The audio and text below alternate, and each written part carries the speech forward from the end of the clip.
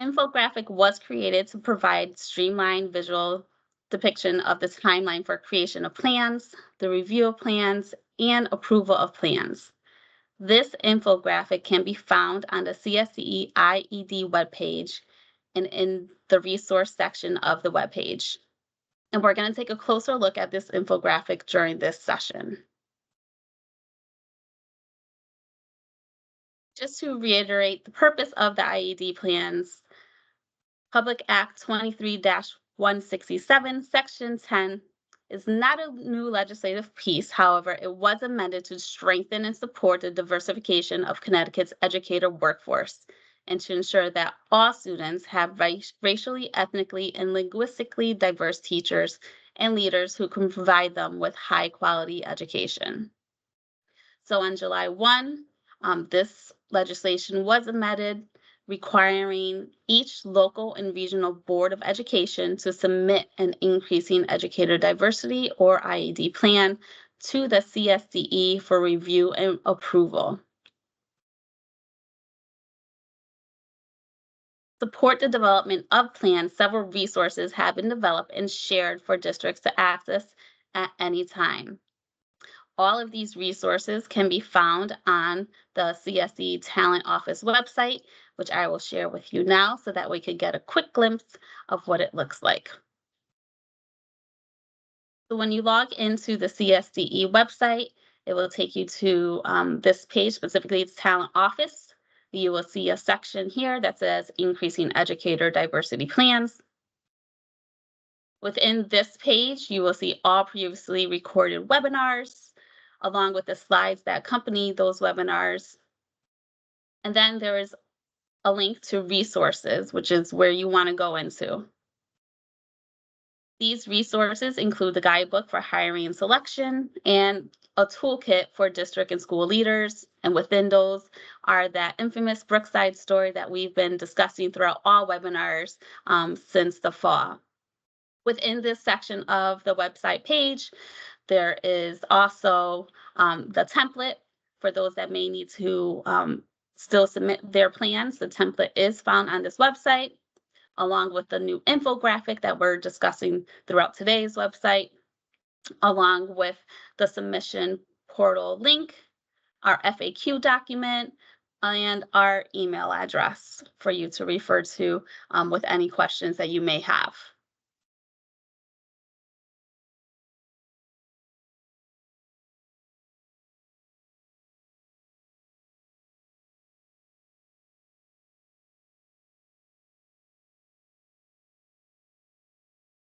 Okay, back to my slide. So as I mentioned, this is a really great tool for you guys to refer to whenever you have any questions or concerns or just need some clarification. Please always go back to that website. So where are we now? You all have submitted your plans. They've been collaboratively reviewed by CSCE, staff, and partners with support from WestEd. All plans are being reviewed using a tool aligned with the domains of the progress monitoring and self-evaluation tool and the toolkit resource that I mentioned before. Again, these plans are not stagnant documents. The purpose is to use them as monitoring tools to continuously improve your outcomes. Do not wait for feedback from us to get started and moving with the work. Many of you made it clear in your plans that this work is already underway, so keep it going, keep it up. IED review process consists of review teams comprised of CSCE and persons from the field who were provided with in-depth, high-quality training by WestEd to support the review process. The IED Plan Review Toolkit, as I mentioned previously, is aligned to the domains of the Progress Monitoring Self-Evaluation tool in the toolkit.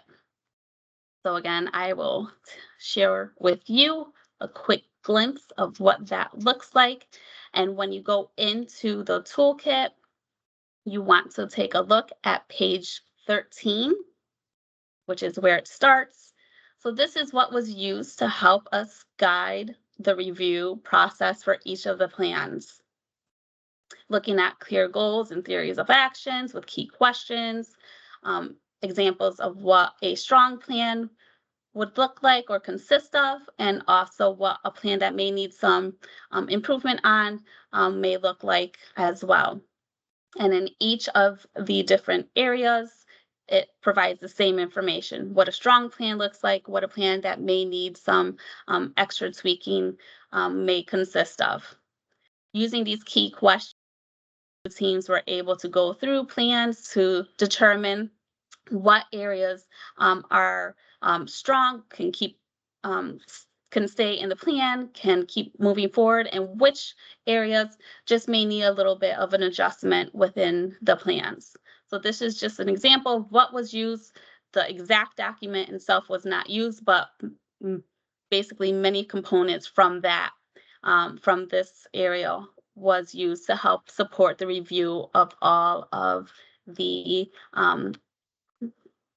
increasing educator diversity plans that were submitted to us. Let me jump back into the presentation. Sorry for going back and forth with all these windows. Lots to share with you. I just want to make sure that we're covering everything as much as possible.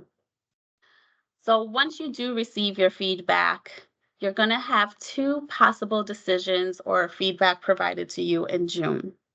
The first possible outcome is your plan is approved. Get 2 thumbs up, you're good. Everything in there looks solid. It demonstrated what a strong plan looks like in each of the areas, in each of the recruiting, hiring, selection, retention, recruitment areas of your plan. Theory of action was strong. Your vision and was tied to your theory of action. So you're all set, you're good. So with an approved plan, you can post the plan to your district website as required per legislative mandate and continue or begin to implement and data collect the process to determine how effective your plan is. As we mentioned before, this is a working document. It's not stagnant. It's not going to stay the same. As you do collect your data, as you determined within your plans through indicators of progress, you're going to use that data to see what things you can work on, what things need improvement, or what things really worked for your district within your plan. The next possible option that you may have is a plan that is conditionally approved. So you have outcome number 1, your plan is approved. Outcome number 2, your plan is conditionally approved. So with a conditionally approved plan, you're going to continue to post the plan on your website while awaiting secondary review of your revised plan. So you'll have your conditionally approved plan. You'll have your feedback that is sent to you. You're going to review it with your IED team and revise the plan accordingly based upon feedback that you received. You're going to resubmit your plan for approval by October 1st, 2024. And then you should receive final feedback by December 2nd, 2024. Again, I just want to reiterate that your work does not stop or is halted or doesn't move forward. You want to continue to push some of your strategies, some of your goals in there, but you're going to tweak and revise your plan at the same time. We want to make sure that the work continues and doesn't stop as you're doing your revisions. As I mentioned before, the purpose of the adjustment in timeline was to provide technical assistance to districts. So we do have technical assistance time set up for districts, and it would be after the initial rollout of feedback provided by June 4th. So from June 7th to June 26th, 2024, there is an option to have a 30-minute session with CSDE and WestEd staff. And this is a perfect opportunity for districts to discuss the feedback that you received for your plan.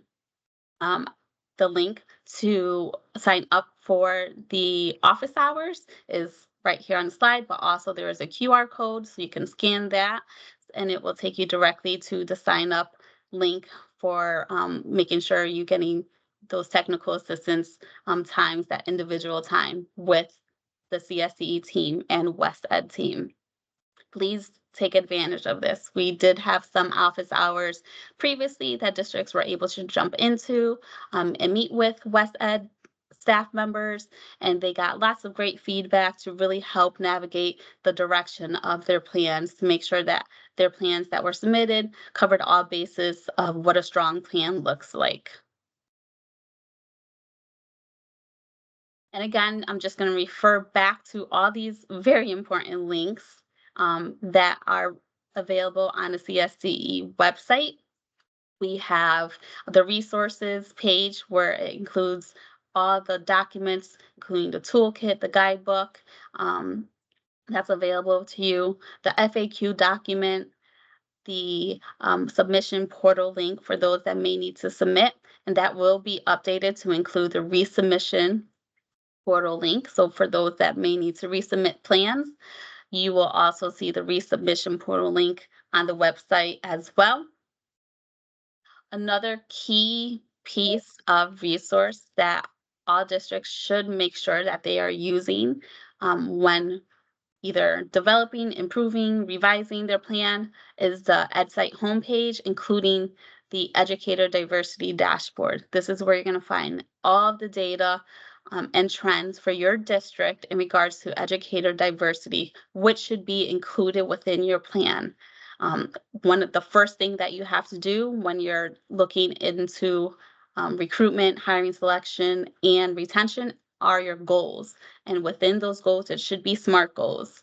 So it should be specific, measurable, timely goals. So that way you pull that information from the Educator Diversity Dashboard, enter it within your goals, and that way you can track to see how well you are reaching your goal using that specific data.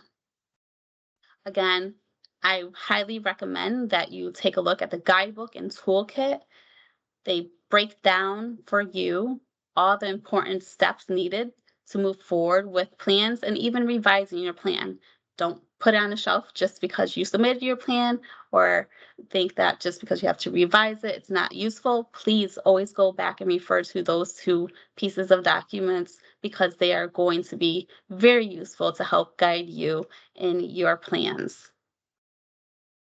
As always, we are available for questions as they come up. You can always email us at sce.iedplans@ct.gov. Please reach out to us with anything that you may have. We'll be more than happy to support you.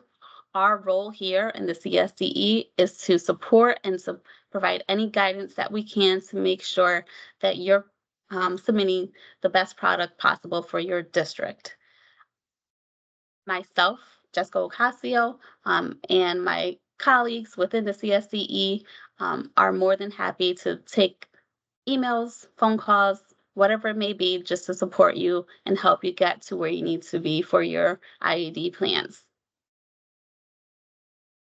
Thank you all again for joining me. It's a very quick, short webinar today. However, the PowerPoint presentation will be available online on the Increasing Educator Diversity webpage under the resources section, along with the recording of this webinar. So thank you all so much for taking the time to be here. And again, feel free to reach out to me at any time with any questions you may have. Thank you.